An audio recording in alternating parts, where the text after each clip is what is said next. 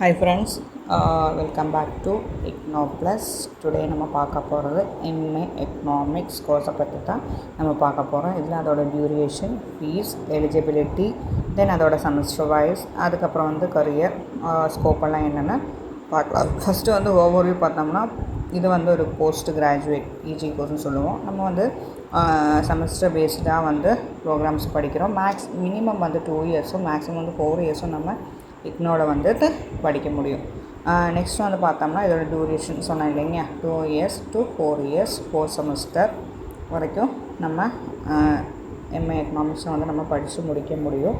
அடுத்தது நம்ம பார்த்தோம்னா வந்து ஃபீஸ் ஸ்ட்ரக்சர்ஸ் பார்த்தோம்னா வந்துட்டு ஃபஸ்ட்டு வந்து ரெஜிஸ்ட்ரேஷன்ஸ் ஃபீஸோட நம்ம 9,500, அதாவது 9,500 ரூபா நம்ம ரெஜிஸ்ட்ரேஷன் ஃபீஸோட ஃபஸ்ட்டு பே பண்ணணும்.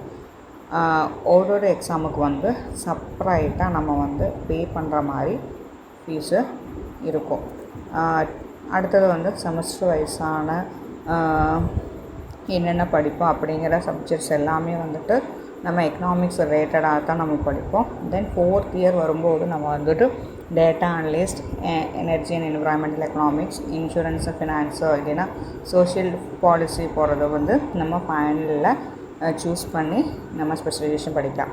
இதோட கரியர் ஆப்பர்ச்சுனிட்டிஸ் என்னென்னா டேட்டா அனலிஸ்ட்டாக இருக்கலாம், ப்ரொஃபஸராக கூட நமக்கு ஆக முடியும்.